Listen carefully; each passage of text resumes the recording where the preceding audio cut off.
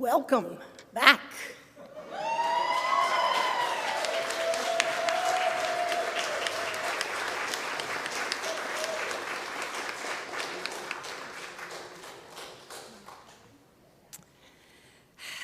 Do you know how beautiful you look sitting out there from where I am?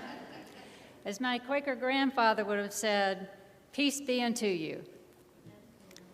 My name is Pate Randall. I forgot my name. My name is Pate Randall, and I serve on the Board of Trustees for UUCS this year. Let me add my welcome to everyone, those I can see and those I can't see.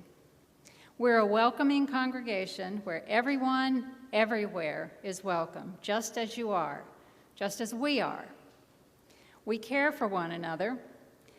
Therefore, the UUCS board has thoughtfully considered both our need for physical safety as well as mental and emotional well-being.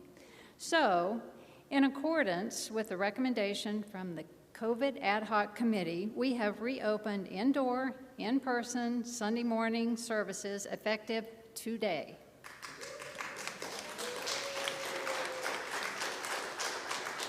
And we will continue throughout June, July, and August at 11 a.m. as long as the data trends continue to support this course of action. We will take incremental steps to carefully phase in various elements of our service as we practice being together indoors again. That includes, but is not limited to, choir, congregational singing, and coffee hour. They will be back, we just aren't quite there yet. Therefore, we are reopening with the following guidelines and options to provide the highest level of mitigation of community risk. Masks are strongly encouraged for all, especially for unvaccinated individuals. Seating in the sanctuary will be limited to every other row, with spacing between social and family bubble groups. There's additional seating in the fellowship hall where the service is live streaming. Children have the option of outdoor playtime with RE, weather permitting, of course. And the service will continue to be live streamed for access in homes if that's a better option for you right now. We recognize that some of these parameters are more restrictive than what the CDC is currently recommending. But throughout the pandemic, one of our most important goals has been care for and support of one another.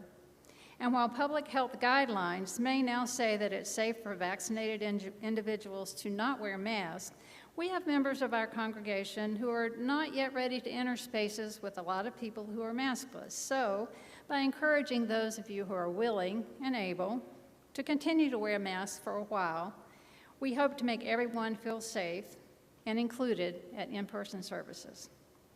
We remain a welcoming congregation, and we respect individuals' rights to make the best decision for themselves and to assess their own level of risk.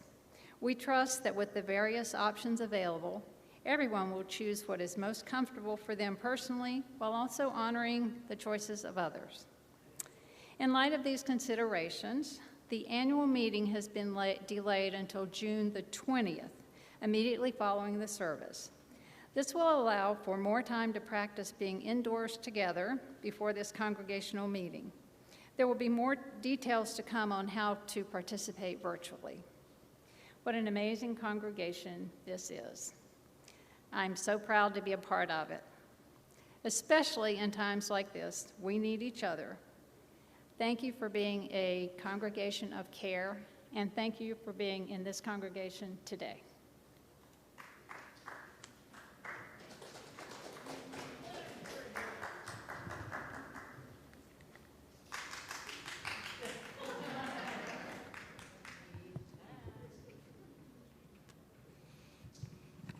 I love that the announcements got a round of applause. I think we should give our board a standing ovation, frankly. Don't you think so?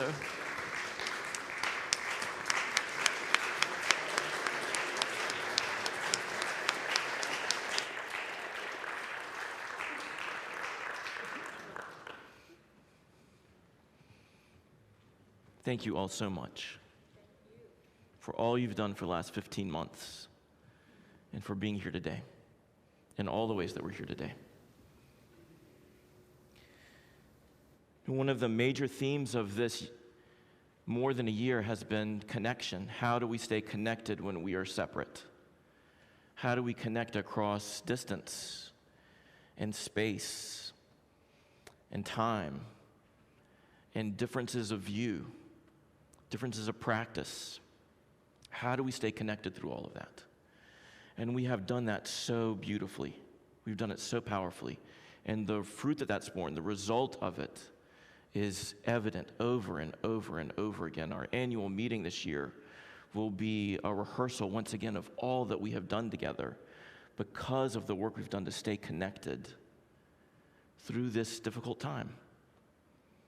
So I want to ask us today to just practice that connection again.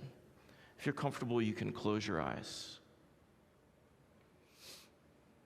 We have shared silence together and practiced breathing together through cameras, through virtual space. But more of us are together in this room than have been for 15 months. So take a moment to breathe, to feel yourself breathing with other people.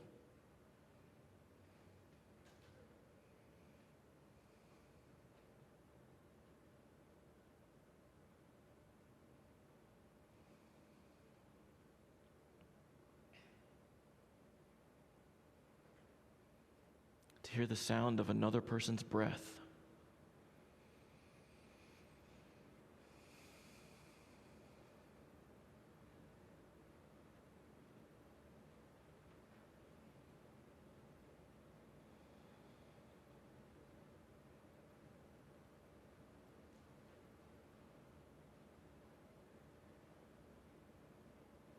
To feel the hearts that are beating in this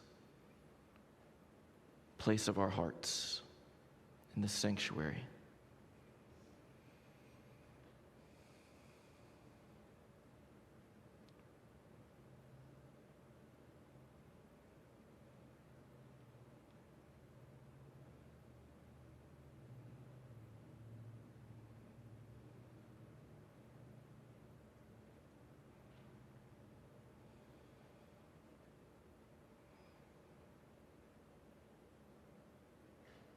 So wonderful to be here, connected in this way with one another.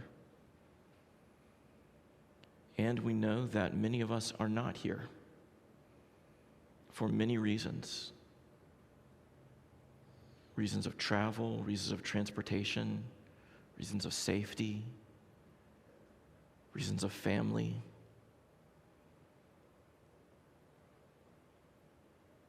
And all of the people who are not here are still equally connected with us. We are not more connected than they are with us. So reach out with this feeling and connect with those people as they come to mind. And if you're watching now or tonight or a day later or a week later, do this practice with us. Don't let time and space and technology impede your connection with us. You are as much a part of this place and this people as anyone in this room. Breathe and feel our hearts beating together.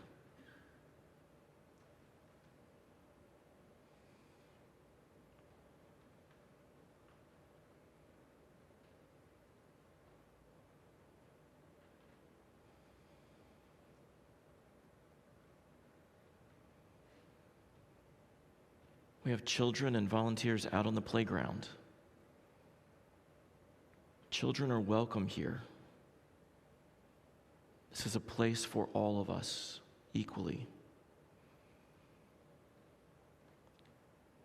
And when children enter this space, we welcome them as we welcome everyone else. We will not scapegoat children in this pandemic. Children are not the major carriers of this virus. We are one congregation together. Connect with those children and volunteers outside.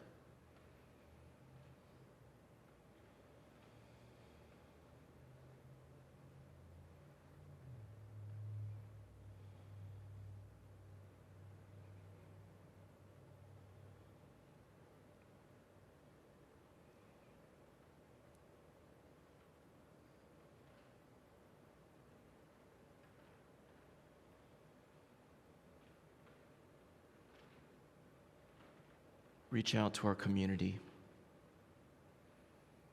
those we love and those for whom we care, those who are strangers,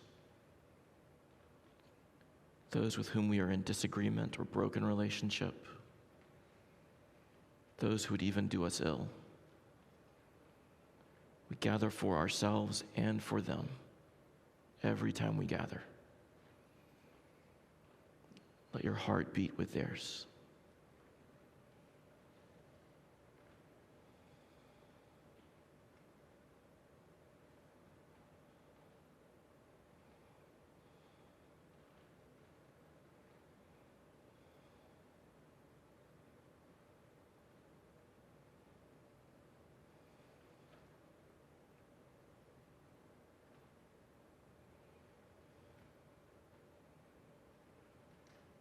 And now, in whatever way each of us understands, through memory, through love, through grief, through soul, whatever it is for each of us, connect with those that we have lost, those who have gone beyond our reach, but to whom we still reach out.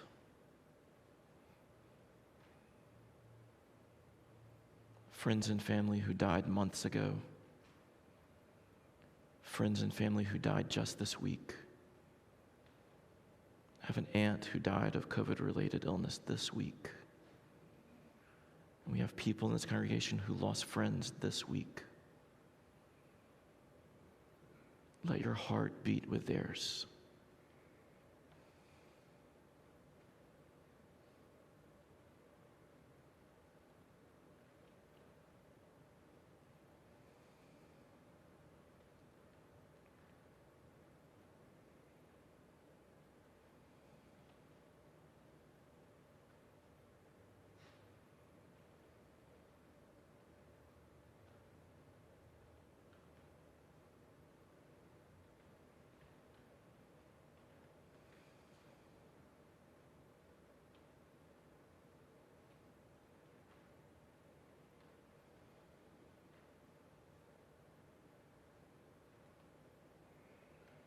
We are part of the interrelated web of all being, interconnected with every being that has ever existed and ever will, in this world and in worlds beyond.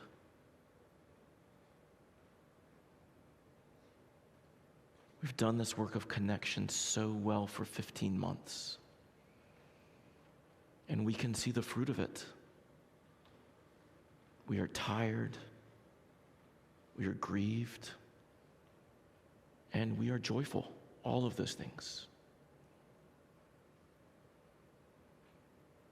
We have done the work.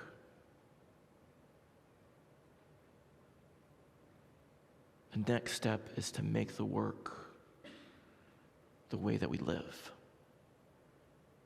connecting across all boundaries,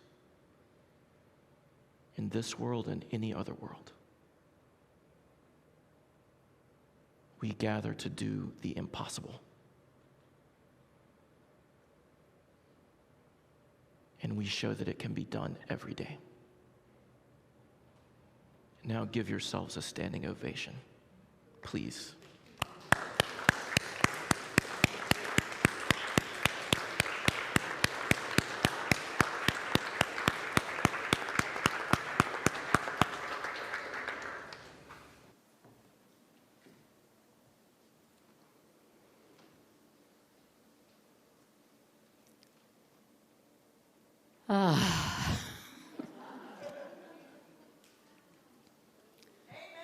I'm Judy Allen, your worship associate today.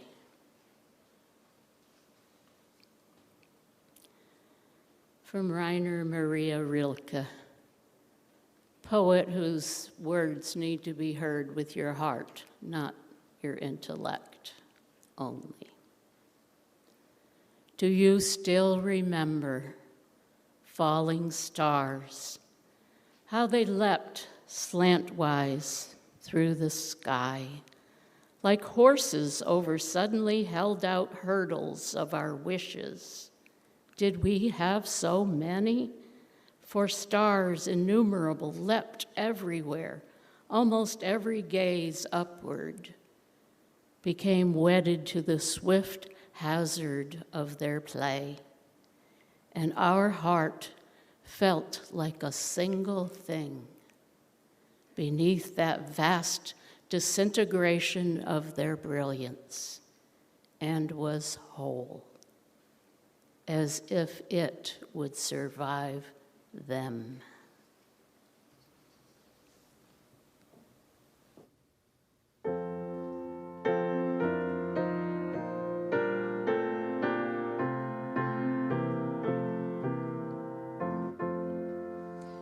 Joyful, joyful, we adore thee, God of glory, God of love.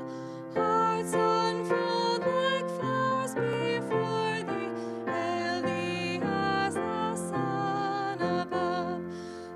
Melt the clouds of sin and sadness, drive the pain of doubt away. Giver of immortal gladness, fill us with the joy of day. All thy works with joy surround the earth, and heaven reflect thy rays. Stars and planets sing around thee, center of unbroken praise. Field and forest, vale and mountain, blossoming meadow, flashing sea, chanting bird and flowing fountain, call us to rejoice in thee. Thou art giving and forgiving, ever blessing, ever blessed, wellspring of the joy of living, ocean depth of happy rest. Ever singing, march we onward, victors in the midst of strife. Joyful music lift us onward in the triumph song of life.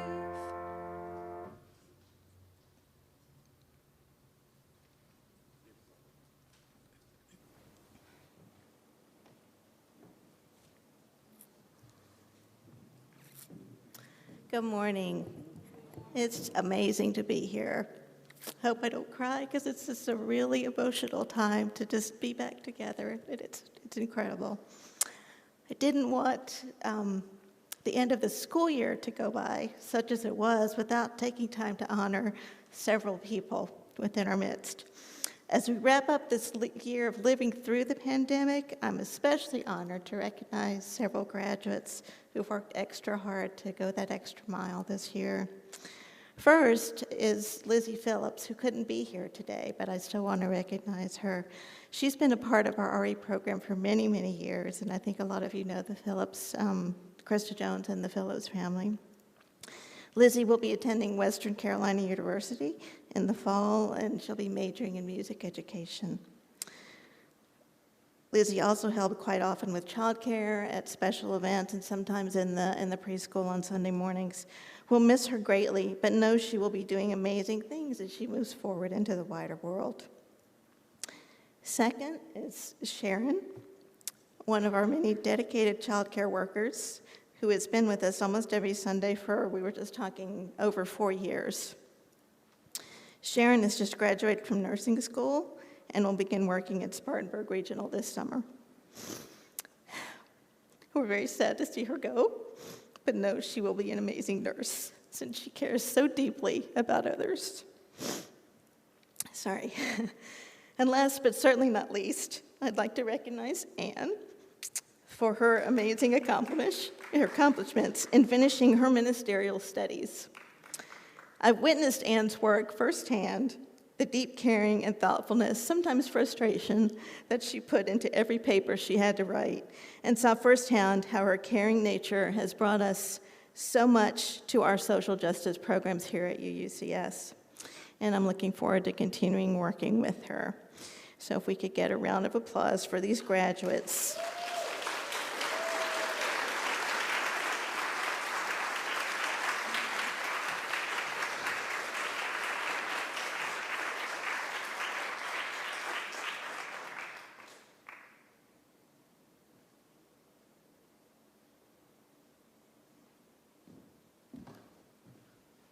I was not expecting that.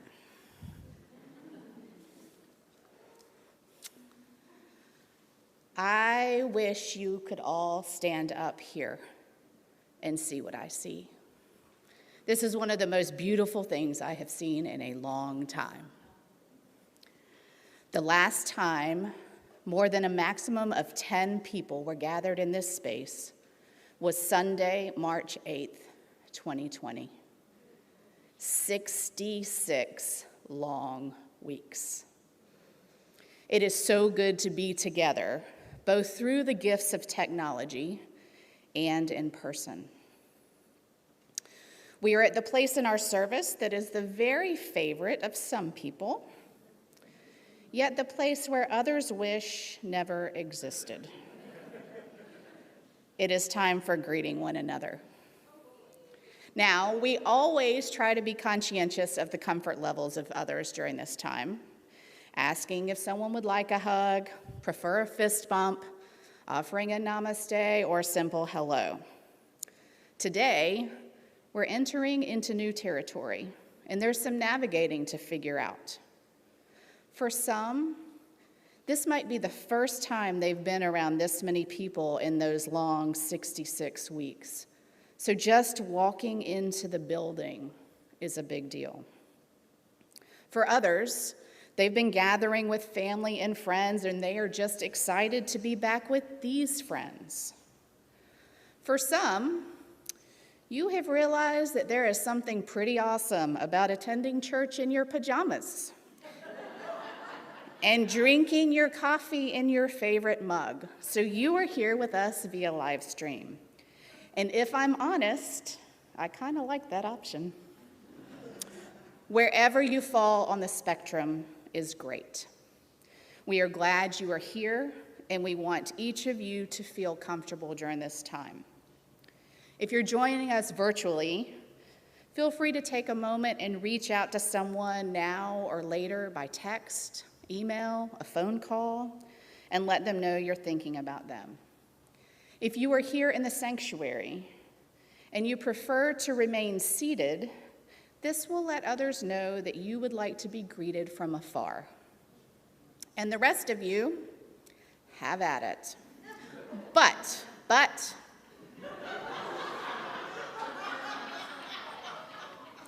be respectful of those you are greeting and make sure they are comfortable. And also, we can't take all day. We have the rest of the service to finish, so you'll have to go back to your seats in just a few minutes for the covenant. Go.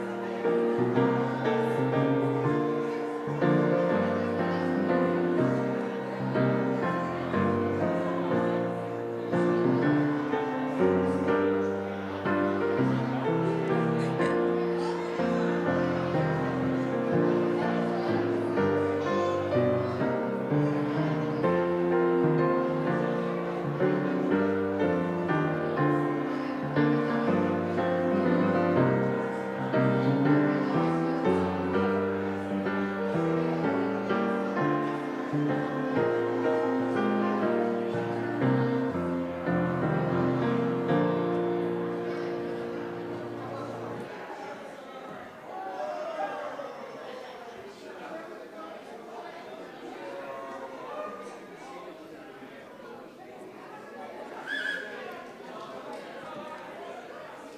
right, my friends.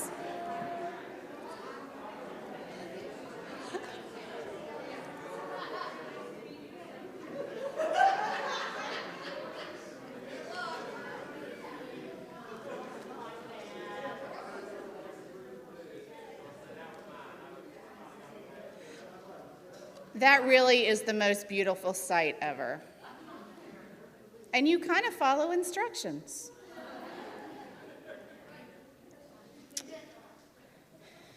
This church has a covenant that guides the ways in which we live in relation to one another. It helps us know how to support not only this community of faith, but also the wider community. This congregation truly embraces these words and lives by them. They are intentional. They are taken seriously as we strive to create the world that we know is possible. Please join me now in saying our covenant. We are a people of faith and hope. Together we covenant to strive to become our better selves, to honor both the critical mind and the generous heart, to prove that diversity need not mean divisiveness, and to respond to the systems of violence and oppression with the power of a love beyond belief.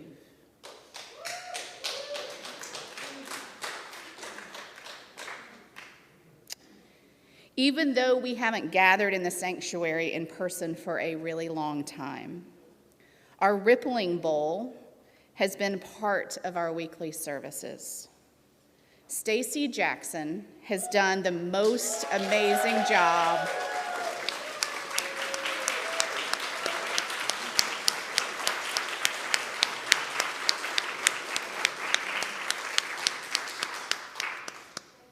every Sunday through the pandemic.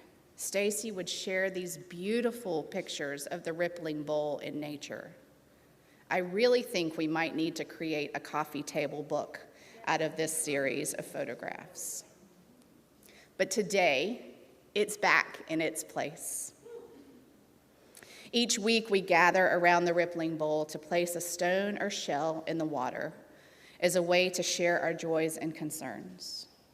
We know that joys shared are multiplied, and concerns shared are lessened. For those of you who are worshiping from home, I will place 2 stones in the Rippling Bowl, one for joys and one for concerns, to represent those that you are holding on to. We are connected, we are community, and we care for one another. This is an amazing congregation. I'm grateful for the care that you have shown each other and the wider community during the pandemic. It is truly amazing. After Scott shares the offertory, you will have an opportunity to come forward for the Rippling Bowl and the offering at the same time.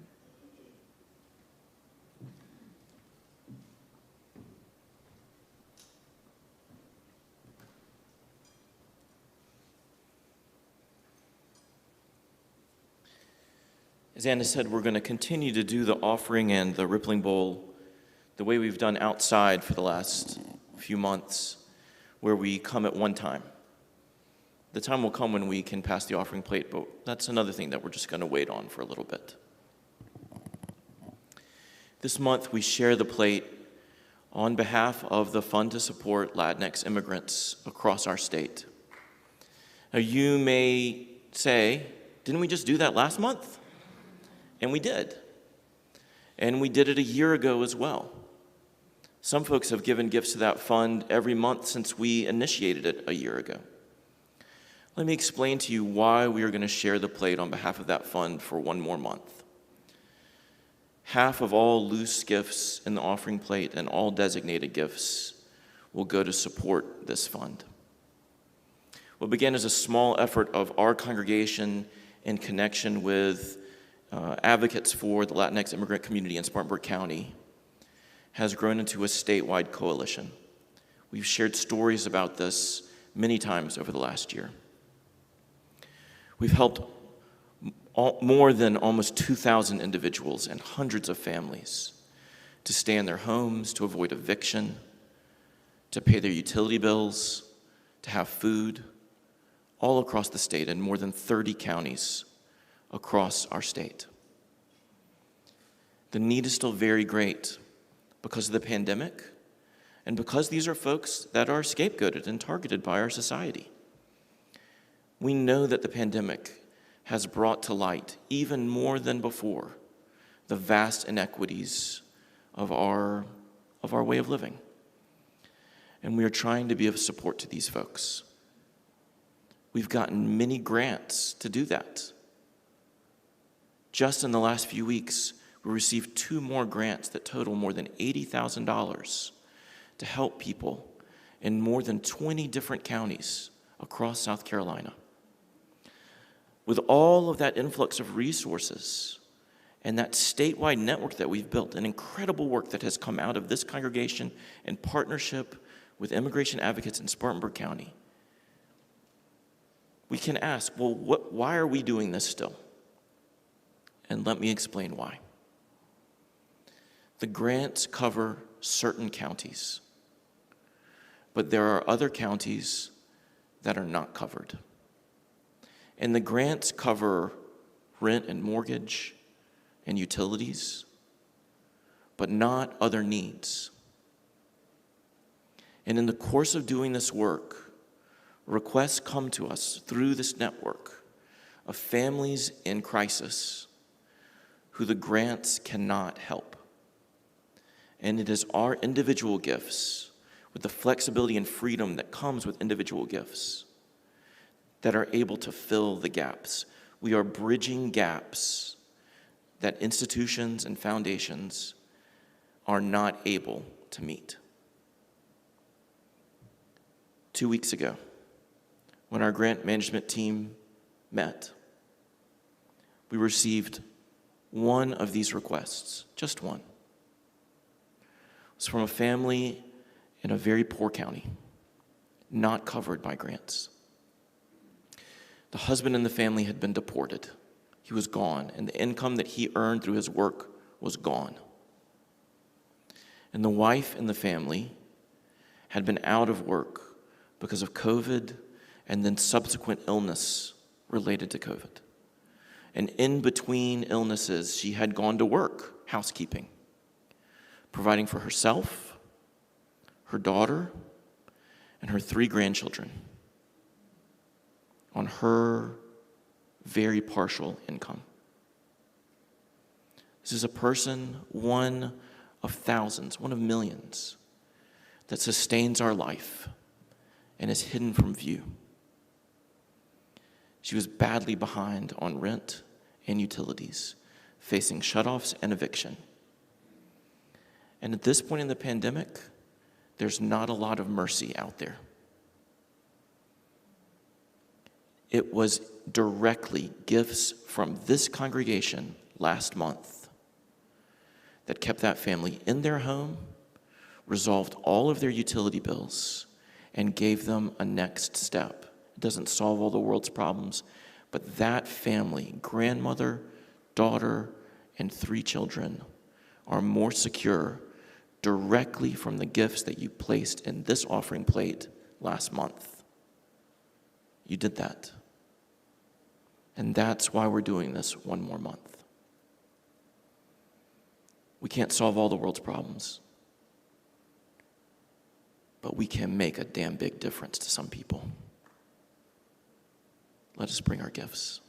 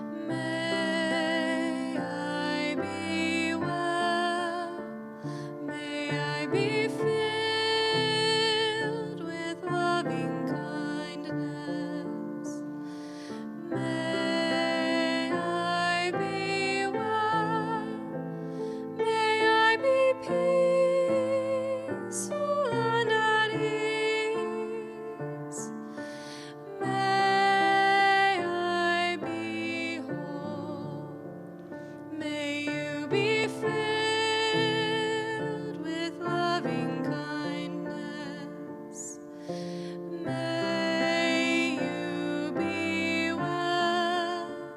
May you be filled with loving kindness. May you be well. May you be peaceful and at ease. May you be whole. May we be filled with loving kindness. May we be well. May we be filled with loving kindness. May we be well. May we be peaceful and at ease. May we be whole.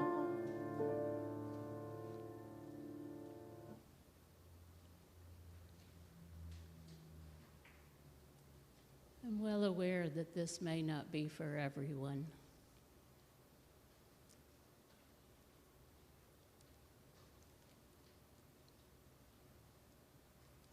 This is a metta meditation, a loving kindness meditation.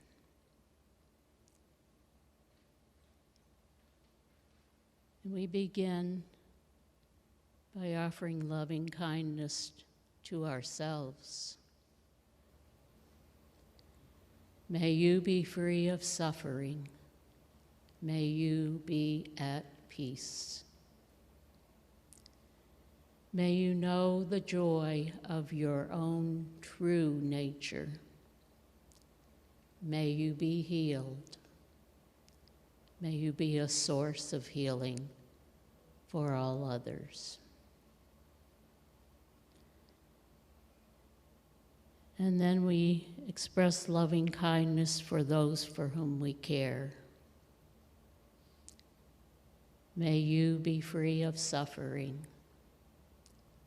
May you be at peace. May you know the joy of your own true nature. May you be healed. May you be a source of healing for all others. May you know love.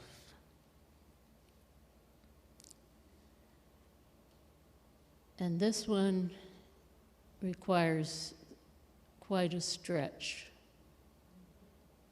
to open your heart, and sometimes the only distance you can go in the beginning, for the first few years for me, it was. All you can do is maybe acknowledge the pain and the suffering of those you find difficult in small ways and in large.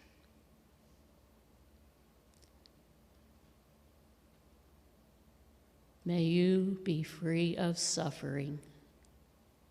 May you be at peace. May you know the joy of your own true nature. May you be healed.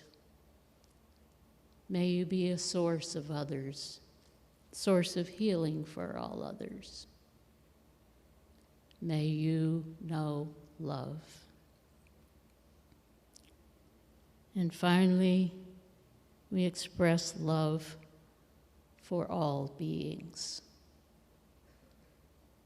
May we be free of suffering. May we be at peace. May we know the joy of our own true natures. May we be healed. May we be a source of healing for all others. May we know love.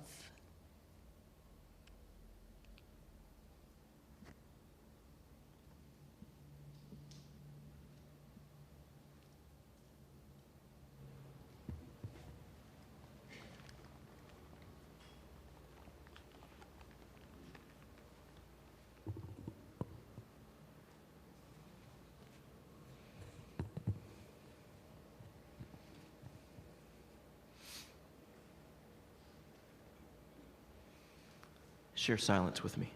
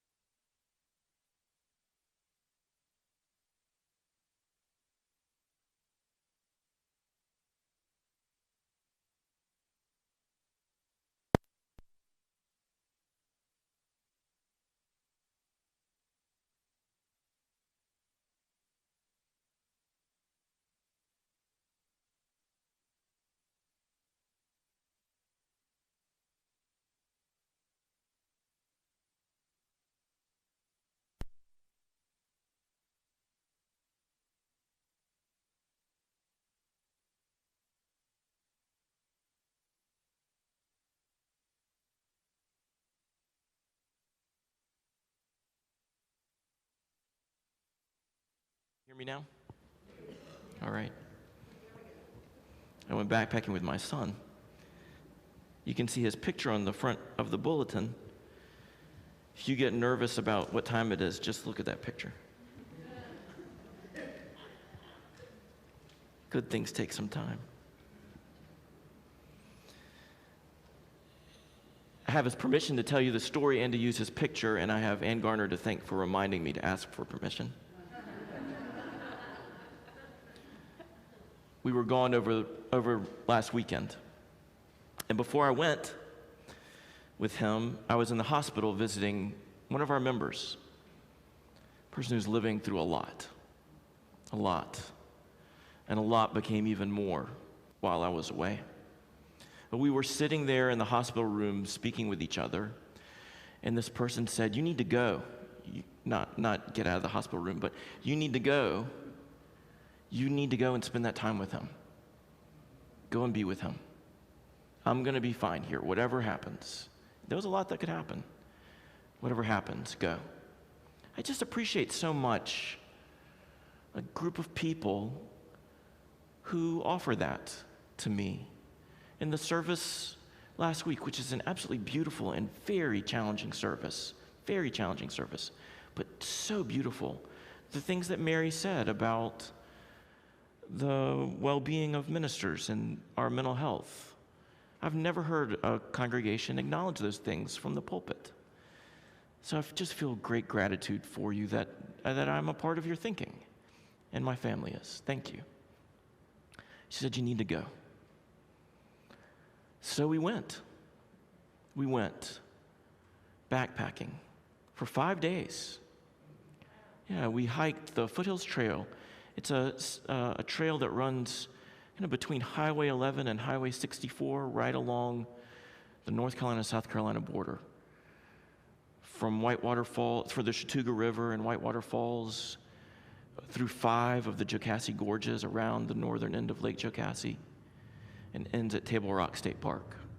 That's where we were. That's what we did. And you can see in that picture my son standing there in his gear, his walking poles, and if you look closely, you'll see he's standing right in the middle of a pool of water. Some of you may have stood in that pool of water at Table Rock State Park. And he's standing in that water because his feet hurt so badly. When we hike, we try to go as minimal as possible. It's called Ultralight Backpacking. And part of the reason for that is so you can wear tennis shoes rather than boots. And one of the reasons for wearing tennis shoes is so you can walk through water. We haven't figured out the on-water part yet. Walk through water, and a mile later, your feet will be dry. Your shoes will just squish out all the water. They don't smell good, but they'll be dry. And being able to walk through water allows you to not be bothered about rain, not be bothered about flooding and streams, and it allows you to take advantage of that cold mountain water. Our feet were aching at that point. And he said, I'm going to go walk through the water. You come too, Dad. So we walked into that cold, cold, cold mountain water. And it's like medicine. It's water of life. You could just feel the healing, feel the pain relieved. And isn't that what like this is today? Sore feet from a long journey. We have been on a long journey for 15 months.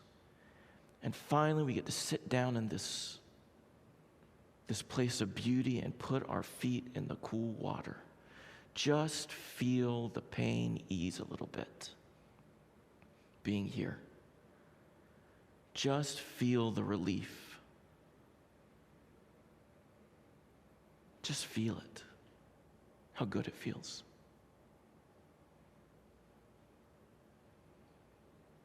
That little respite on the long journey. 3 days before that picture was taken, at 5:30 in the afternoon, he and I were sitting on a log. We had hiked 11 miles the day before and 13 that day.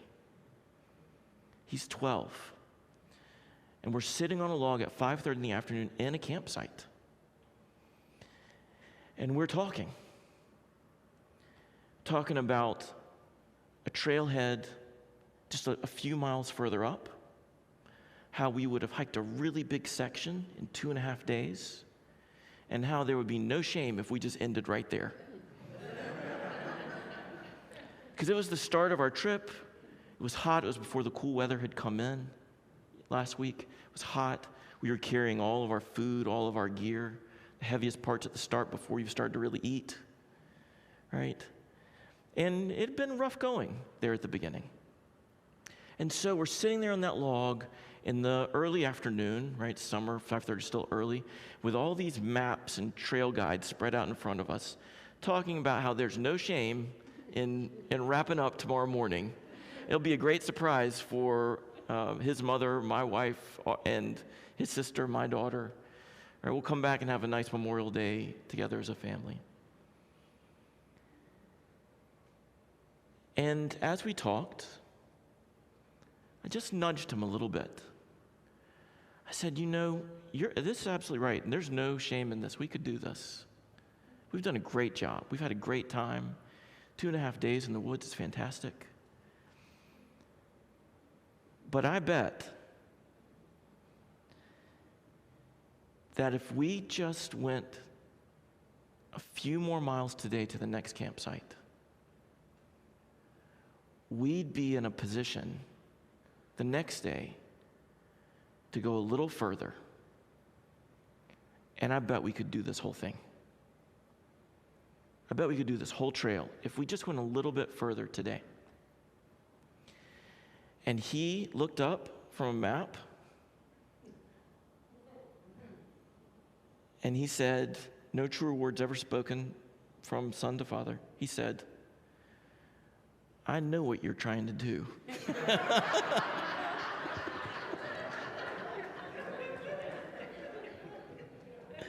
I believe in transparency.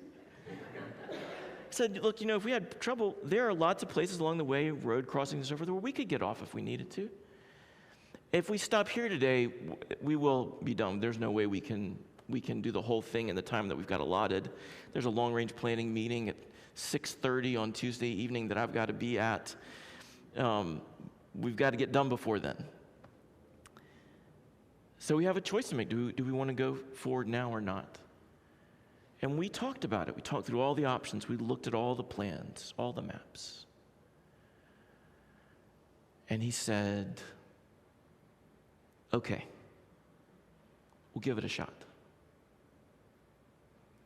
You know, the work that we do together is a work of constant dialogue while we walk this journey together. It's about being in conversation with each other over and over again, with maps spread out before us and guidebooks, research from many sources, and as many different opinions as there are people sitting on the log, and maybe 3 or 4 times as many opinions as there are people sitting on the log. To be in constant conversation with each other, thinking with each other. What do we need to do, and how do we need to do? And what can we reasonably do? And what might we be able to do if we just pushed ourselves a little bit more together? Constant dialogue while we walk beside each other on this journey. That's how we've navigated this pandemic. It's how we are where we are today. So much different information, so many different views. At least 2 groups of totally headstrong and impossible leaders trying to think together. Our COVID team and our board, oh my God, right? You've never seen such data from the scientists and physicians in our congregation. It's been amazing. It's been an education. My high school bio class can't hold a match to what just happened in our COVID committee. Constantly talking with each other and checking with the congregation, speaking with each other, trying to find a way forward so that here we are today. And folks, I got to say, we have taken such good care of each other. Not perfect, but when I hear about the incidents of illness and death in other congregations in this community, I know that we've had folks that have gotten sick. I know we've got folks that are long hauling. I know it. I'm not trying to say that everything's perfect. Not at all. We got a lot to do. But what we have done to take care of each other, I thank you for loving each other so much, to be so careful and caring, and for the witness you've offered this community. We have people who have been watching what we do because they felt like they were going out of their minds in the other contexts of their life. This has been a place of balance and grounding. And so here we are in a new iteration, one that is not the final step, but one that allows us to keep walking together. There'll be other steps. Someone said to me, when do we get to hug? Well, some of that happened today, and there will be more. There will be more. To be in discussion with each other so that we can keep walking together. And to be sure that we don't shame each other. That there are legitimate reasons people see and think and feel differently than each other. And this is a place that above all else we want to be welcoming for everybody so that we can keep walking together. Our programs are another example of how we do this. Right? This is not a place for the faint of heart. Now, the faint of heart are welcome, and we're going to strengthen your heart. Right? This is a place for strong hearts. That's what we build here. Critical minds and generous hearts. And the services that we do, they are not lightweight, right? They push more than just the 12 o'clock hour, right? They push the hardest things in our world. And we go at that not once, but over and over and over again. I relish the dialogue that many of you engage in with me. When something happens in a service and you're like, what the what? What are we talking about at the UU? Then we talk about it. What did you hear? What did I hear? Why was that talked about? No, that's not policy. This is a place of free thought and challenge and love. And we're going to push that. We're going to push it hard. Because we can do that. We can go those extra miles. And when we do, it opens up a new world. A new world for us and for other people, even though it's hard going.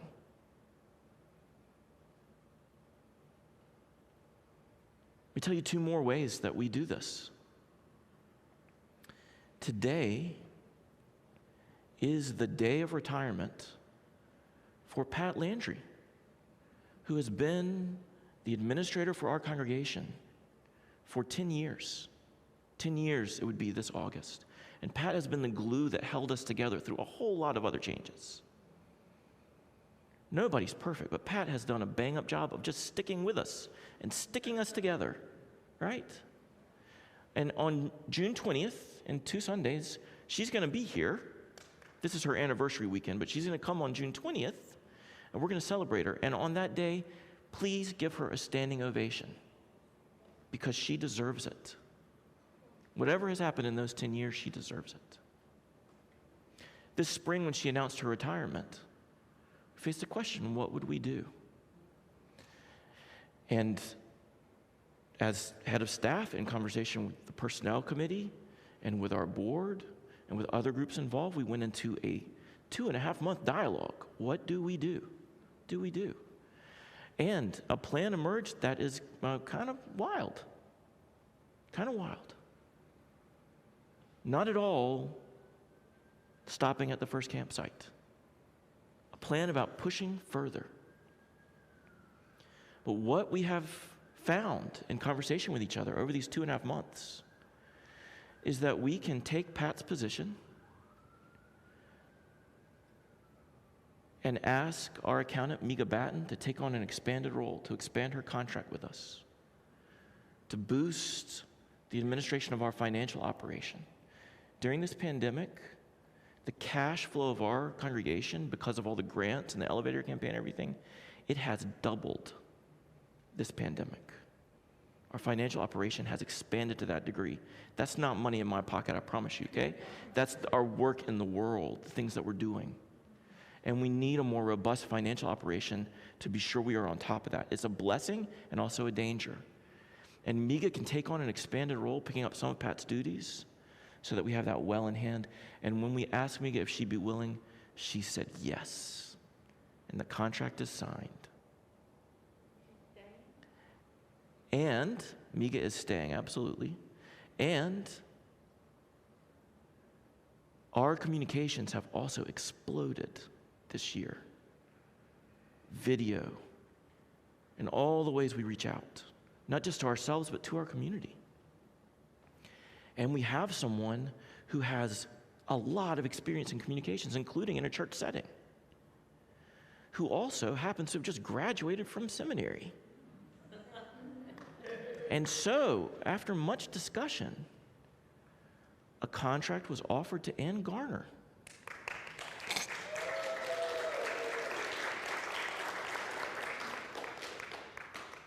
We didn't do a search for this position, so it's a contract position that follows our polity. But Ann has finished her ministerial degree.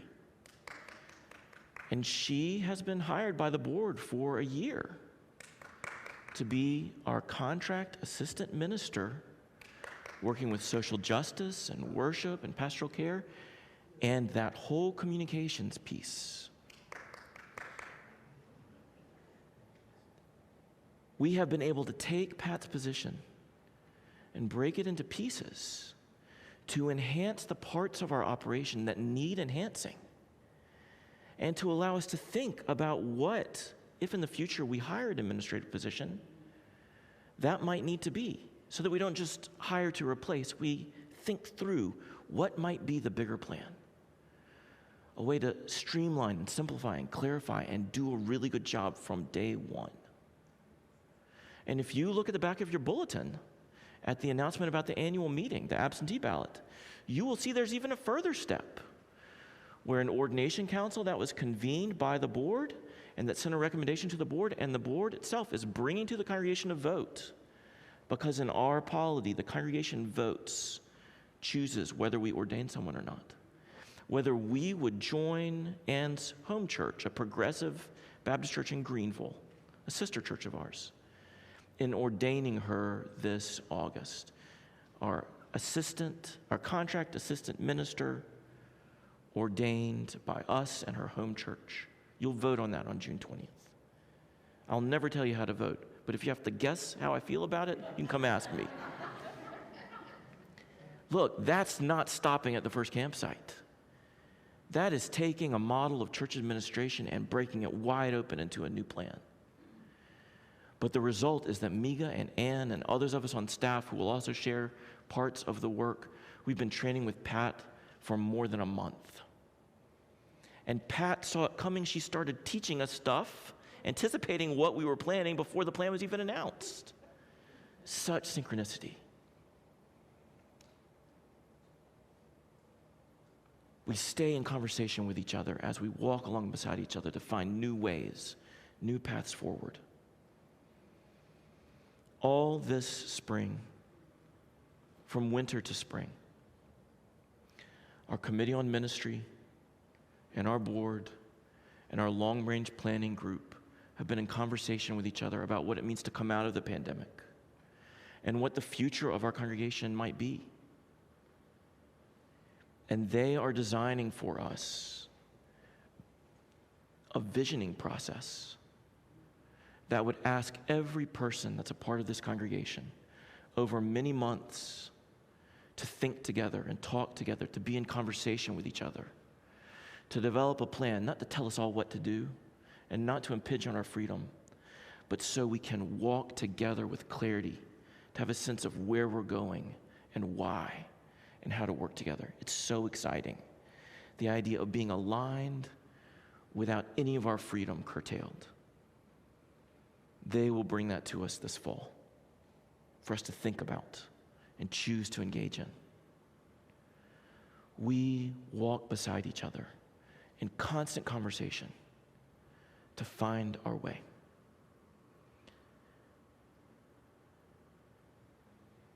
I know what you're trying to do. I'm not trying to hide it. I'm not trying to hide it. But it's not just me. I'm here to be with you, to comfort you, to challenge you, and I love it. And look at what we've done. I'm so proud. But it's never just me towards you. It's not just father towards son. When you look at that picture of Ben standing in that ice cold water, what I want you to know is that his feet went not only 11 miles the first day, not 13 miles the second day, but 16 miles the second day. But in those 5 days, he went 76.2 miles to hike that whole trail. My 12-year-old son, I cried at the end of it. I was so proud, and he said, "You're embarrassing me, stop crying." I said, nobody's gonna know the difference between the tears and the sweat. I was so proud, so proud. So much joy. Think of all that we saw because we went on. Think of the ridges we went over. Think of the breezes that blew over the tops of the mountains and cooled us. Think of the mountain laurel in bloom. And we got to just the right elevation. Rhododendron was still in bloom, that pink. And the mountain laurel with that crystalline white flower was right next to it. At other elevations, they would be separate, but we hit it just right at about 3,000 feet. So beautiful. And butterflies all over the path. Now, I know that butterflies like to land on bear poo in the trail, and they like to land on sweaty people, but they are also a sign of the Spirit moving. And to see butterflies land on my son's baseball cap when he was soaking wet with sweat, I'll take it every day. Feeling of just being in blessing, wherever it comes from. Think of all that we would have missed if we hadn't pushed on. Think of the ways that we've pushed ourselves. But this was my proudest moment of the whole trip. We got up from that campsite on the second day, and we started to walk. We had to climb up on a ridge. And a little after 6 o'clock, we crested the ridge, and then we sailed across that ridge. And a breeze blew over it, and he went into a kind of ecstasy. He started talking about how beautiful it was, how much he loved ridge walks more than anything else. That sense of elevation and freedom, almost like you're flying. And we rolled over those last 3 miles into the campsite. We camped in a high gap between 2 ridges. That was the night the cold front came through, and I barely slept at all. I was so cold. But that night, he sat in his sleeping bag with a flashlight and those maps and guides open in front of him. And at first the question was, do you really think we can do this? Do you really think we can do this? And I just put my hand on his back and said, I do. I think we can do this. I've watched this move. I've watched you walk. I know we can do this. He poured over that data, that information. Father encouraging the Son, but it's not a one-way dialogue. And his last word that night was, "You think we should do 20 miles tomorrow? But I've looked at these books. Dad, I'm going to need you to walk 22 miles tomorrow. We can do this shit."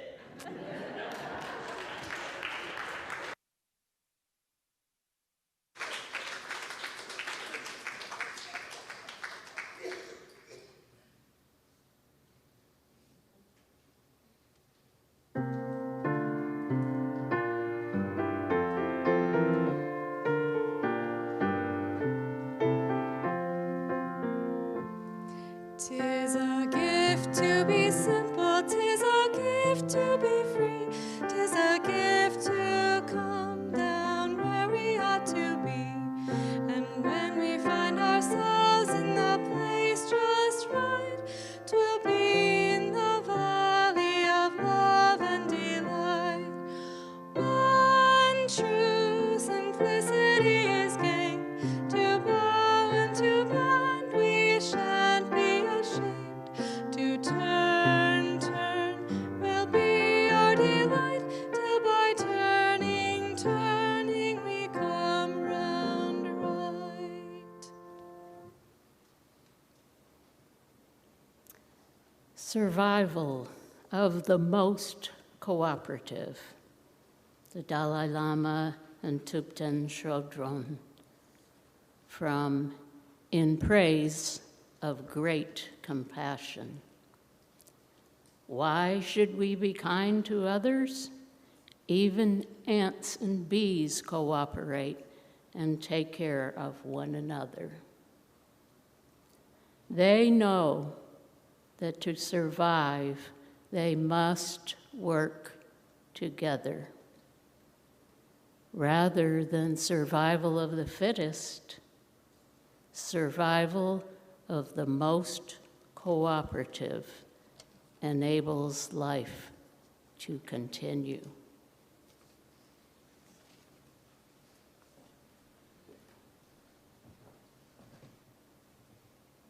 Now, here's the kind of place this is. I sent Judy that reading, and she said, "You know, Charles Darwin also said that cooperation is necessary to survival." So if you look at the quote, the second set of ellipses that I removed for length is a quote from Charles Darwin's Origin of the Species that the Dalai Lama chose to support his own argument, which is to say, the mind of Judy Allen and of this congregation is on a par with that of the Dalai Lama. We care about each other, and we care about our community in ways that are impossible. We challenge each other to go a step further, and we make real what wasn't before. We do that. The fruit is everywhere to see. We can do this.